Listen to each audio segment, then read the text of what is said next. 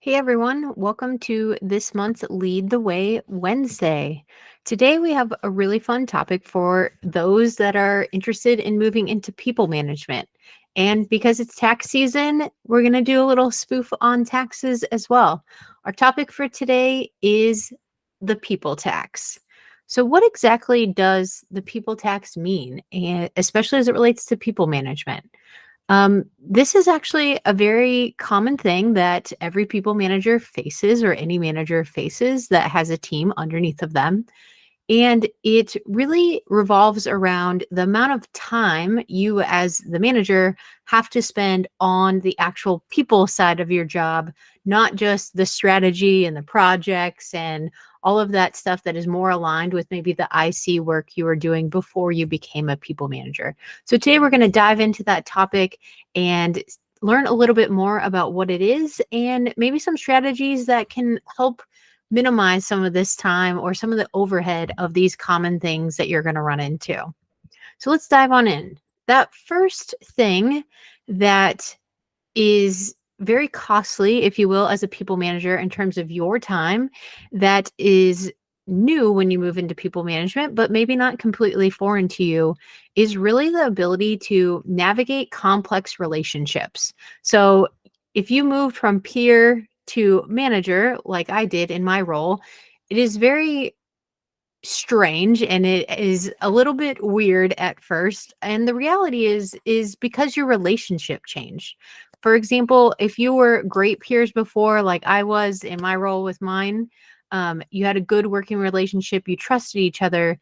The reality is now that you're their manager, and so your relationship has actually changed. You're no longer peers. So you, as the people manager, you need to put time and effort into rebuilding those relationships and navigating through some of the challenges that might come with that. This can also surface in your job, such as resolving conflicts, to providing mentorship with them. Leaders have to invest a substantial amount of time fostering those healthy relationships within their team, as well as maybe their new management peers. So, understanding your teammates' individual motives, their aspirations, it requires active engagement and empathetic listening for you. So that turning on those active listening skills, really putting in the time and effort to get to know your people from a different perspective than maybe you knew them before. And that time is spent building rapport and that trust that's really essential for creating a cohesive and motivating workforce. So this will take up your time as a new people manager or as a people manager. So you need to make sure that you're carving out space and time for that. So how can you do that with your team? Well, if you're not already, make sure you have regular one-on-ones with them. This is a great way to get to know people. It's a great way to foster open communication channels with your team members and ensures that they have space and dedicated time with you in order to raise things to you as well. So for me, I do weekly one-on-ones with my teammates, and it's been a great way for me to encourage feedback sessions for myself, as well as me being able to provide feedback to them. We can address any concerns that come up very promptly because we meet every single week. And we can also foster that culture of transparency where they can bring things to me, I can bring things to them. And each week we're just getting better and strengthening not only our relationships, but our teams as well. Another thing that you can do as a people manager is you can use tools like personality assessments, such as DISC, or you can do team building activities that really deepen the understanding and empathy among not only you and your teammates, but your teammates and their peers as well.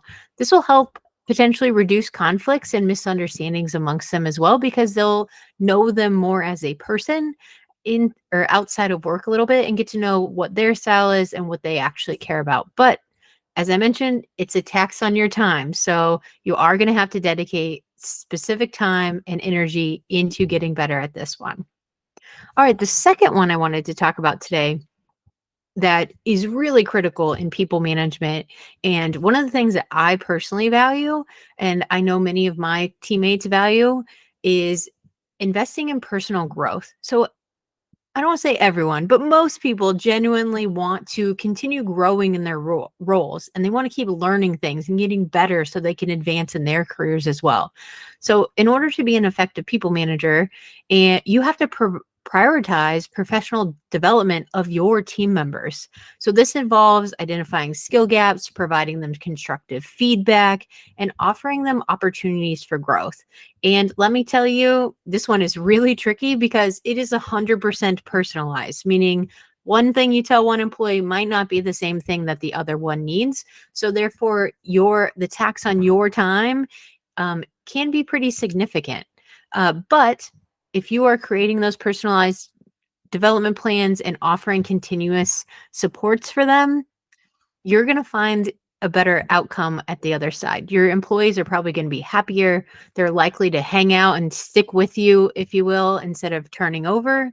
As well as you might create a culture where people actually want to work for you. So you have people coming in wanting to join your team because you are putting your time and energy into this and you genuinely want to see people grow and foster in their careers. So, there's a couple of strategies you can use to do this. There are a lot of templates out there that you can assess your team skills. There's also, I'm sure, actual software out there, depending on what skill sets you are trying to assess for them, as well as training materials. So, all the training, it doesn't have to just come from you. You can utilize other people out there. If your team or your company has an education budget, look for opportunities that maybe the employees might not find themselves, and offer those suggestions to them as well. Another thing that we recently started doing in my team meetings is fostering a culture where team members can actually knowledge share with each other and bring that expertise. So somebody might say, "Oh, I'm interested in learning more about how to run a pre-mortem." Well, if somebody else on my team already has that experience or it's something that they are familiar with, they might volunteer to run that session for our team as well. And all I have to do is create the forum for them to do that in. So there are many ways that you can help continue to foster your team's growth opportunities and continue their personal development in that. But it will again take time and energy from you as their manager to make sure that they're getting that feedback that they need, as well as creating those growth opportunities for them when it's needed. I'll say for me, the hardest are actually your high performers. These are the people that want to keep growing. They usually grow at a rapid pace, but sometimes it can be really challenging to find constructive feedback to give them. But in working with them, understanding again what they're motivated by and where they're trying to go in their careers will help you define new growth opportunities for them.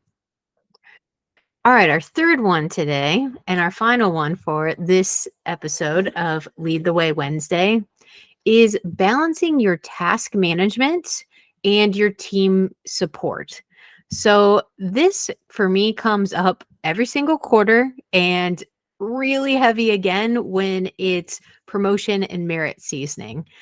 Because what you have to do as a people manager is there's usually some paperwork involved with this, meaning when performance review time comes, or you're trying to get one of your employees a promotion or maybe a merit increase, you need to put together the supporting documentation for those reviews as well as for that promotion that you need. So, therefore, you got to make sure that you have your ducks in a row and you have your documentation lined up for that so you can go to bat for that employee and try to get that promotion for them. Additionally, if you're looking to grow your team or you're trying to understand where is your strategy going to take you in the next year or two, this can actually include, and it probably should include, hiring plans. So if your strategy is to continue growing your department or growing your product for me in certain ways, that might require us to spin up a new team, which means I would have to hire another product manager on my team. So when you're putting together your strategic plans, be sure to think through the people side of those plans as well and try to get ahead of that a little bit. And if you can, make it a part of your roadmap and a part of your vision because it will help you later down the road when you actually have to go and execute on it. The kind of third part of task management and team support that is very time consuming for people managers is when you're hiring people. So this kind of goes hand in hand with those hiring plans. But when it actually comes time to backfill a role or hire a new person on your team or create a transition plan for somebody off of your team, that is extremely time consuming as a people manager because it requires you to not only write, say, the job description, take the interviews, you also need to set up any interviews following yours with other team members or other managers that you want them to meet with or anything in that realm. You need to make sure that those people have the interviewing structure and they understand what's expected of them and what you need as the hiring manager for them to get out of those candidates so that your hiring plan can be successful and effective.